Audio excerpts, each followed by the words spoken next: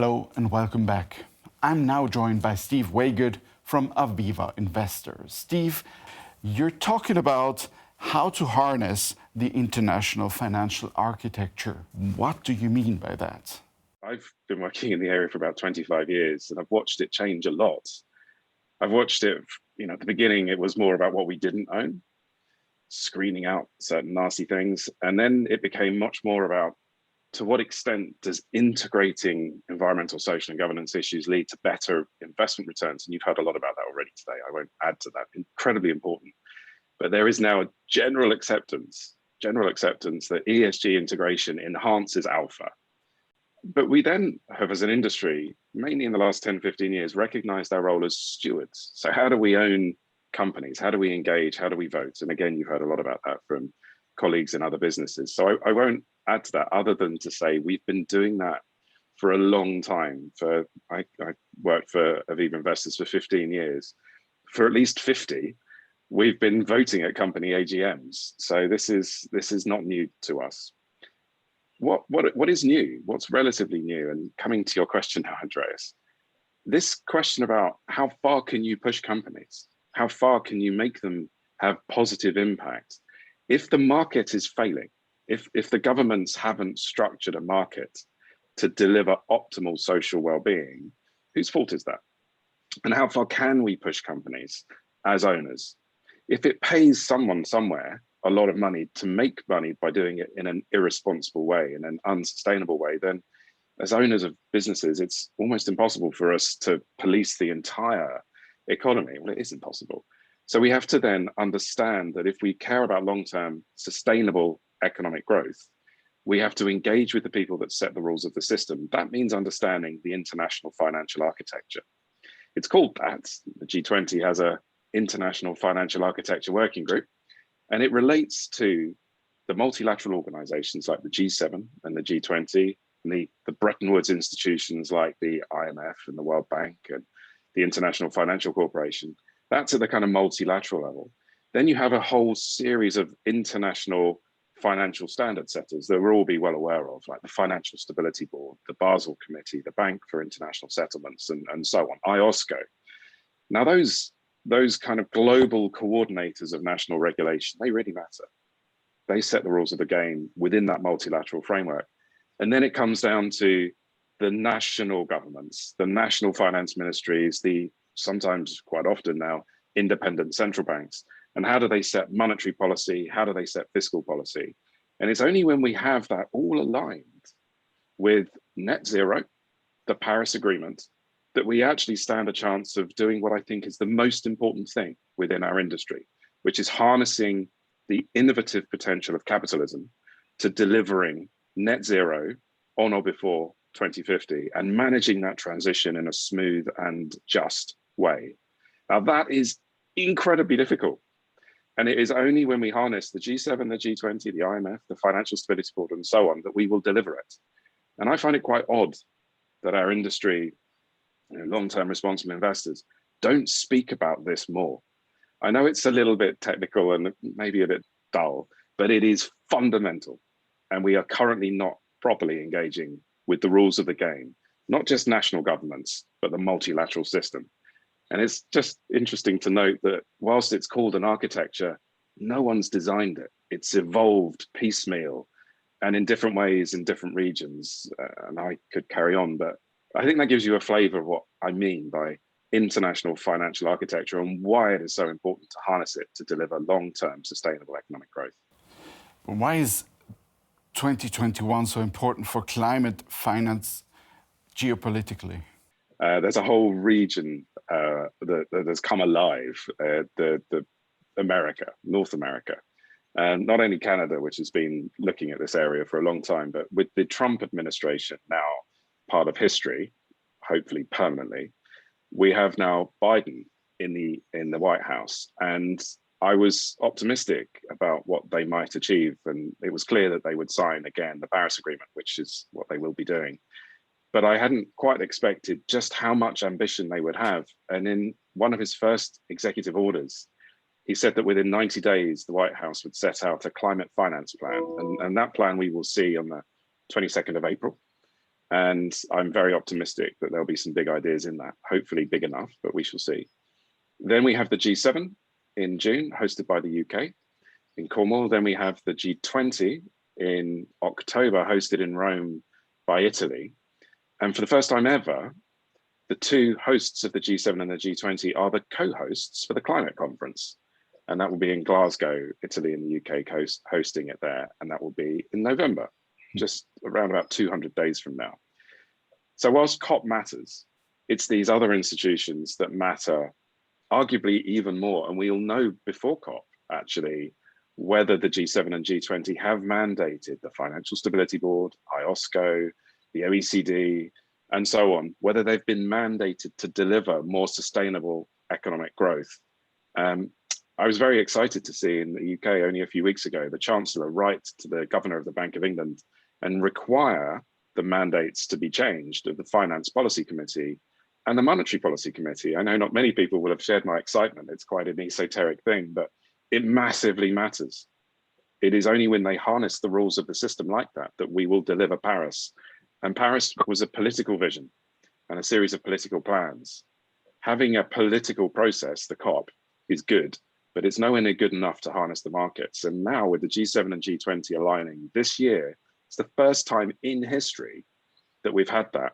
Added to that, you have Ursula von der Leyen in the European Commission, who's made it clear that she wishes a Green Deal to take place very soon and has put a lot of money, trillions, behind that. We also have Kristalina Georgieva at the IMF, and has also said that she believes that the climate change is an existential risk. And you have Christine Lagarde at the European Central Bank. So this political, macroeconomic, and multilateral alignment is unprecedented, literally. And if we don't make the most of this year, then I think we won't deliver Paris. That's why 2021 matters. So Steve, why does the Biden executive order matter outside of the US? Why does the US matter? Well, in a sense, it's obvious, of course, the US being the world's most powerful country, but it's less obvious if you really think it through, because I think most people were expecting to see the US political environment change, but I've been very hopeful that the international financial architecture, the politics within that would shift too, and that is happening. I have the privilege to serve on the Financial Stability Board's task force for climate-related financial disclosure. I've been on it since its inception in 2015, and that has actually delivered, obviously, an enormous amount already, but it's only a first step. It's actually a better thermometer for climate change in the system. It's not turning the heat in the system down. It's not actually managing financial instability risk from climate change. That requires a rethink of the prudential regime, and that rethink hasn't yet happened. It hasn't happened partly because the Trump administration put the brakes on.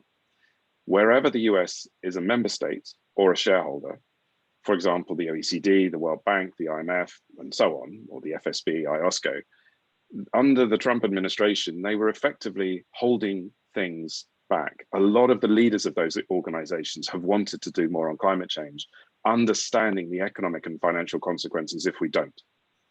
The only real risk actually is the risk of inaction. And so far we have seen too much inaction by these multilateral bodies. With the US now having their foot on the accelerator rather than the brake, it's a game changer in that international financial architecture, or the global economic order, if you want to think of it like that. We also have China, who've made their net zero commitment by 2060. Not good enough, but really unexpected and not bad. And we're expecting India to step up reasonably soon with a similar one. They're yet to do so. And we have a weaker Turkey and Brazil, politically, geopolitically, than they have been for some time. So the Biden New World Order on climate change could really call the shots. And on climate risk, it's not just a risk to the system we need to protect the system from, it's actually generated by the way markets work at the moment. And we need to change their operating model so that it actually delivers long-term sustainable economic growth, and that we allocate capital in a way that actually delivers for today and tomorrow and doesn't externalize, if you like, too many costs in society and the environment. That model is changing, and I think it needs to change fast. So this is why this is why the US election matters so much. Steve, what can we hope to see coming out of the G7 and the G20 on climate finance in advance of COP26? The G7 really matters, and we've started to hear a few things that are likely to come out of it. There's quite a significant discussion already about the carbon border adjustment mechanism, where those countries that don't have a carbon tax or a pricing mechanism for carbon will have one imputed at the border of countries that do as a trading issue. That has already proven controversial, and of course it was going to, but it does make the point that until we have a price on carbon, the rest of this is almost a waste of time. We need to make sure that the externality is internalized into the cash flows of those companies that originate the problem in order for capital to be allocated in the right direction. We need to make sure that a cost of carbon is in the cost of capital so that companies that do this well are rewarded by the market with a lower cost of capital. So carbon border adjustment mechanisms would be welcome, but we actually need a material price on carbon, however it's delivered, fast. And material doesn't just mean 30, 35 euros as we've got in the ETS. It means nearer 100 soon. $100 globally, and then escalating beyond that rapidly. So that's part of the action, carbon border adjustment mechanisms. We've also started to hear that TCFD, which has been mandated in some jurisdictions, this mandatory climate disclosure, may be mandated by the whole of the G7. I'd love that to be true. It's actually been a position we've maintained since the outset of the TCFD, that voluntary guidance would not be good enough. It would just be good for the leaders, but the laggards would never follow without mandating. So there's two things we're hoping for from the G7. I'd also like to think that the finance track of the G20, which is the finance ministers that meet in July, will set out not just a green finance study group, which is what we had before the Trump regime killed it, but they set out a sustainable finance working group. We have seen that mooted, and the reason why it matters is that a working group can make more policy recommendations for how you change the international financial architecture. A study group really just looks at what's there and opines on what's broken, whereas the working group can really make much more influential policy recommendations. I'd like that to be recreated at the G20, if not before, but I'd like there to be a hell of a lot more than that too. And this, I've not yet heard a conversation yet that says if the OECD was created to deliver the Marshall Plan in Europe, and that was obviously delivered in the 50s, it still exists. And what is its new role in relation to creating a platform for financing the future that we need to see from a climate change perspective? How can you draw a bridge between the global big influential investors, the private finance community, which tends to be in their member states, developed countries, and how can you bridge that into developing countries, particularly those developing countries that are in need of a lot of inward investment to finance their adaptation and mitigation? Their nationally determined contributions need a financing plan, and the OECD could help them deliver that, help give them technical assistance to produce a capital raising plan, as well as then help private finance flows from pension schemes, insurance companies like ours, as well as sovereign wealth funds. And as a closing comment, I think that there are a lot of systemically important financial institutions that are said to be too big to fail. Well, the one thing that is too big to fail is the planet. And yet we are heading towards a trajectory of the destruction of at least civilization as we know it. 3.5 degrees is actually still where we're heading. And that means roughly 3/4 of the world's population will need to migrate. The world's lungs, the rainforests would have collapsed, and we'd have seen almost all of the coral reefs be bleached and died back. We can't allow business as usual to actually be the reality.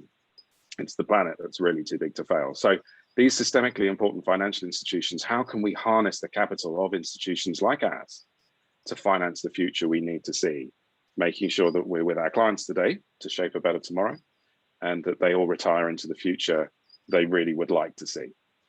So that's a set of ideas that I'm expecting from the G7 and G20, and a few hopes and ambition, and we need to make that happen. And I guess the final point is that we as financial institutions should be putting pressure on the international financial architecture and providing space for those politicians and policymakers that are thinking like this to do more than they have thus far. They need our help and our support.